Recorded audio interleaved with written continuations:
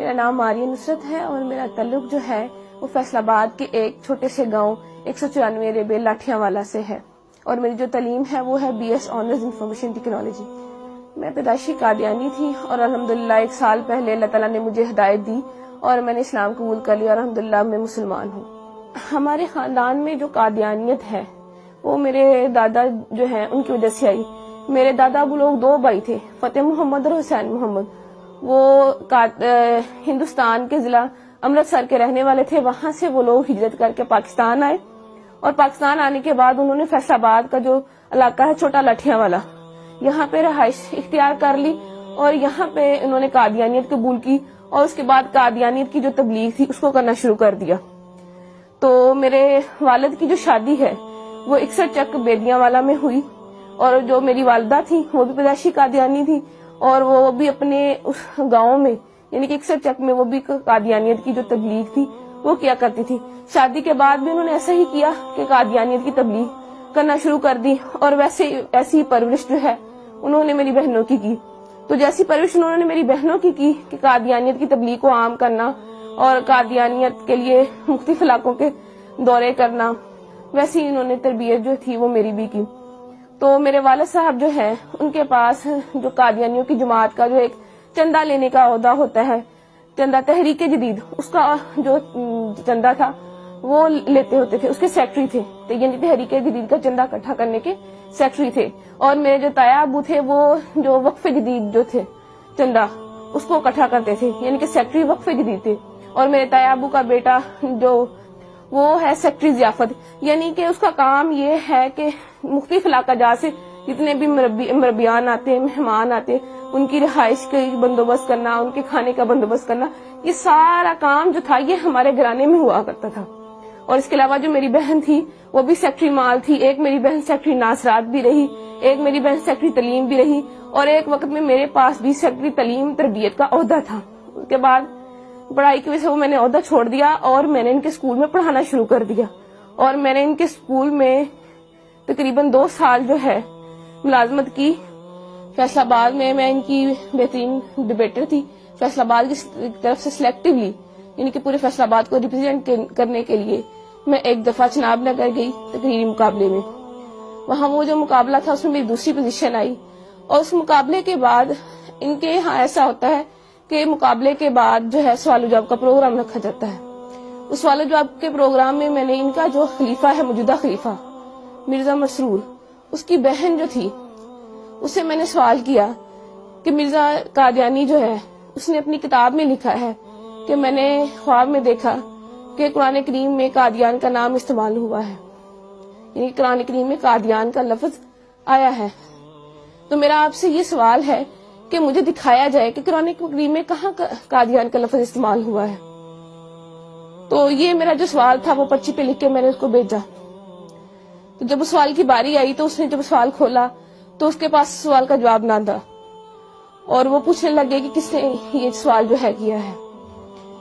اس کے بعد ایک اور لڑکی نے سوال کیا تو مرزا مسرور کی بہن کے پاس اس کا بھی جواب کوئی نہ تھا۔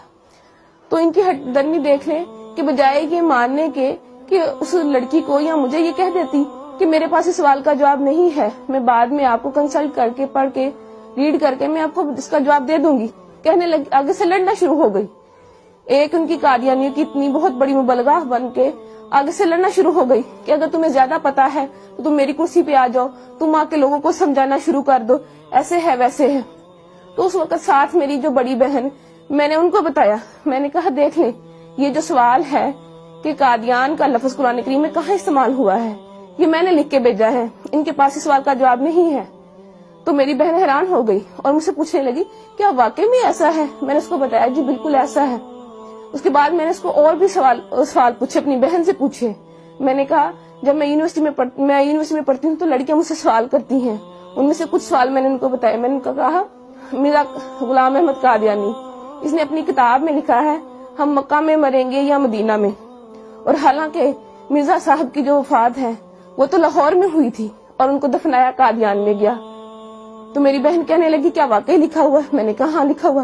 میں نے کہا پھر جو ہے انہوں نے اپنا ایک کشف جو ہے اس میں لکھا ہوا ہے کہ میں نے خواب میں دیکھا کہ میں خود خدا ہوں اور میں نے یقین کر لیا میں وہی ہوں۔ تو کہنے لگی کیا واقعی مرزا صاحب نے اپنی کتاب میں ایسا لکھا ہے؟ تو میں نے اس کو بتایا، میں نے کہا ہاں فلاں فلاں کتاب میں فلاں فلاں جگہ پہ لکھا ہوا ہے. تو وہ بڑی پریشان ہوئی. پھر اس کے بعد جب میں واپس گاؤں آئی، میں نے اپنے گھر والوں سے آ کے بھی اس کا تذکرہ کیا. رات کو بیٹھے ہوئے تھے، میرے والد صاحب بھی بیٹھے تھے، میں نے اپنے والد صاحب سے بھی تذکرہ کیا. میں نے کہا ابو ایسے ایسے وہاں پہ جو بھی ہوا میں نے ان کو بتایا. تو میرے ابو پوچھنے لگے کیا واقعی لکھا ہوا ہے؟ اس کے علاوہ پھر میں نے ان کو اور بھی حوالہ جات دیے، جیسے کہ مرزا صاحب نے مسلمانوں کو گالیاں دی ہیں، یا مرزا صاحب نے یہ کہا ہے کہ اللہ تعالیٰ نے میرے گھر پیدا ہونا ہے. تو یہ باتیں ساری سن کے میرے ابو بہت پریشان ہو گئے. اس کے بعد جو تھا میری امی نے وہ ہمیں اس ٹاپک پہ بات کرنے سے منع کر دیا. میرے اسلام قبول کرنے کی وجہ کچھ یوں بنی کہ میں نے تعلیم مکمل کرنے کے بعد ایک اسکول میں جو ہے بطور ٹیچر انٹرویو دیا اور وہاں میری سلیکشن ہو گئی. ایک دن ہم بریک کے وقت بیٹھے ہوئے تھے تو اچانک مذہبی گفتگو جو تھی وہ شروع ہو گئی. تو ہمارے اسکول کے جو پرنسپل صاحب تھے انہوں نے قادیانیت کے موضوع پہ بات کرنا شروع کر دی. تو چونکہ میں قادیانی تھی تو میں نے بھی اس میں حصہ لینا شروع کر دیا. میں نے بھی ان کو بتایا کہ قادیانیت کے میں فضائل و مراقب جو تھے وہ انہیں بتانا شروع کر دیے، کیا قادیانیت ایسے ہے ویسے ہے، یعنی کہ قادیانیت کی ایک بڑی اچھی تصویر میں نے ان کو بتانا شروع کر دی. لیکن وہ جو تھے پرنسپل صاحب ان کو پتا تھا کہ قادیانیت کیسا کفر ہے، کیسی غلاظت ہے، کیسی گندگی ہے. تو انہوں نے قادیانیت کی جو عقائد تھے وہ بتانے شروع کر دیے کہ قادیانی جو ہے تو نعوذ باللہ مرزا قادیانی خود کو خدا کہتا ہے، خود کو محمد رسول اللہ صلی اللہ علیہ وسلم کہتا ہے، توبہ نعوذ باللہ کلمہ کی توہین کرتا ہے اور مسلمانوں کو گالیاں دیتا ہے، اہل بیت اطہار کی شان میں گستاخی کرتا ہے، صحابہ کی شان میں گستاخی کرتا ہے. جب یہ تمام باتیں میں نے سنی تو میں اتنا ڈر گئی کہ میں بہت زیادہ خوفزدہ ہو گئی اور مجھے بالکل جو تھا وہ چین نہیں مل رہا تھا کہ کیسے ایک شخص جس کو ہم نبی مانتے ہیں وہ کیسے اتنی گستاخیاں کر سکتا ہے، کیسے اللہ پاک کی شان میں گستاخی کر سکتا ہے یا آپ صلی اللہ علیہ وسلم کی شان میں گستاخی کر سکتا ہے. تو میں گھر آتی ہوں تو میں سو جاتی ہوں اور میں نے جب خواب دیکھا تو میں وہ خواب دیکھ کے بہت ڈر جاتی ہوں. خواب کچھ اس طرح ہے کہ میں اپنے گھر کے باہر موجود ہوں، گرمیوں کے دن ہے، سخت گرمی ہے اور میں گلی میں اکیلی موجود ہوں، میرا سر بھی ننگا ہے اور میرے پاؤں بھی ننگے ہیں. تو میں ڈر کے مارے دوڑنا شروع کر دیتی ہوں کہ مجھے کوئی مار نہ دے. بہت دوڑتی ہوں اور پھر جب دیکھتی ہوں اپنے آپ کو ایک قدم بھی میرا آگے نہیں بڑھتا. اس بات سے میں بہت پریشان ہو جاتی ہوں کہ میں نے اتنی محنت کی، اتنی دوڑی، اتنی جو ہے ہمت کی میں نے، لیکن اللہ تعالیٰ نے میرا ایک بھی قدم آگے نہیں بڑھایا. اسی وقت میری آنکھ کھل جاتی ہے اور میں دیکھتی ہوں کہ میرا پورا جسم جو ہے وہ پسینے سے شرابور ہے اور مجھے اپنے آپ سے بہت گندی بدبو آتی ہے. پھر اس کے بعد یہ خواب جو ہے مجھے متواتر آیا اور جب بھی آتا مجھے ایسے ہی ڈرا جاتا. اس کے بعد چند دن بعد میں اسکول گئی تو وہ جو اسکول کے پرنسپل صاحب تھے وہ مرزا قادیانی کی کتابیں لے کے، روحانی خزائن کی مختلف جلدیں لے کے بیٹھے ہوئے تھے. انہوں نے مجھے بلایا اور مجھے کہنے لگے کہ جو جتنی باتیں میں نے تمہیں، یعنی کہ جتنے قادیانیوں کے عقائد میں نے تمہیں بتائے ہیں، اگر میں تمہیں ان کتابوں سے دکھا دوں تو کیا تم یقین کر لو گی؟ میں نے انہیں کہا جی میں ضرور یقین کروں گی. تو انہوں نے جو ہے کتابیں کھولی اور جتنی باتیں وہ مجھے جو میں نے آپ سے پہلے بیان کی انہوں نے مجھے مرزا قادیانی کی کتابوں میں سے دکھائیں اور وہ کتابیں مرزا قادیانی کی لکھی ہوئی تھی. روا کی جو ہے ضیاء الاسلام پریس وہاں سے شائع ہوئی تھی. اس کے بعد جو ہے میری ملاقات، جو میرے دماغ میں شکوک و شبہات تھے یا سوالات تھے تو ان کو دور کرنے کے لیے میری جو ملاقات تھی وہ ایک سابق قادیانی جو کہ اب مسلمان ہو چکے ہیں اور ختم نبوت کے بہت بڑے مبلغ ہیں، عرفان محمود برق صاحب، ان سے میری ملاقات ہوئی. تو انہوں نے جتنے بھی میرے شکوک و شبہات تھے وہ سارے دور کیے اور قادیانیت کی جو غلاظتیں تھی جو مجھ پہ نہیں کھلی تھی وہ کھول کر مجھے بیان کی. اور ان کی جو کتاب تھی قادیانیت سائنس و اسلام کے کٹہرے میں انہوں نے مجھے وہ پڑھنے کے لیے دی. تو اس کو پڑھ کے جتنے بھی میرے دماغ میں سوالات تھے وہ سارے کے سارے وہ ختم ہو گئے. تو اس کے بعد پھر میں نے مرزا قادیانی پہ اور قادیانیت پہ کروڑوں لعنتیں بھیجنے کے بعد آپ صلی اللہ علیہ وسلم کی غلامی میں آ گئی اور کلمہ طیبہ پڑھ کے اسلام قبول کر لیا. اس کے بعد جب میں گھر گئی میں نے اللہ تعالیٰ سے جا کے دعا کی کہ اللہ تعالیٰ مجھے کوئی رستہ بتا کہ مجھے کوئی ایسا نشان دکھا کہ مجھے پتہ چل سکے کہ میں نے آج جو کیا میں سچ پہ ہوں، میں حق پہ ہوں. تو میں جو ہے میں سو گئی.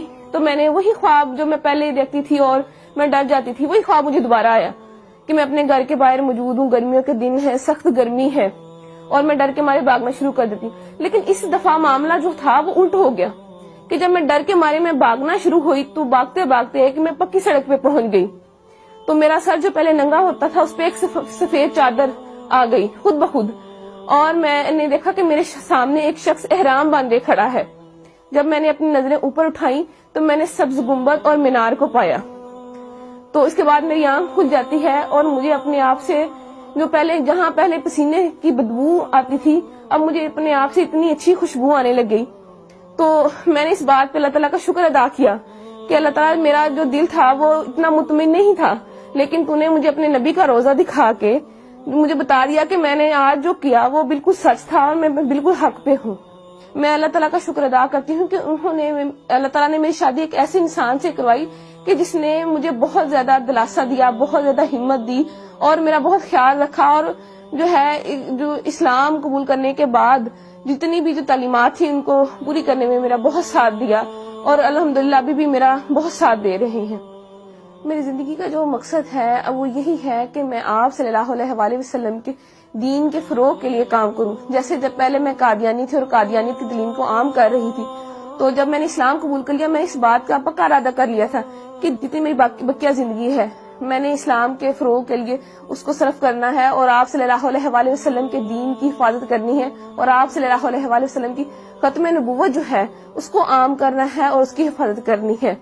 یعنی میں نے قادیانیوں کو اندھیروں سے نکال کر روشنیوں کی طرف لانا ہے، جیسے مجھے کسی انسان نے اندھیرے سے نکال کر روشنی کی طرف لے کے آیا تھا.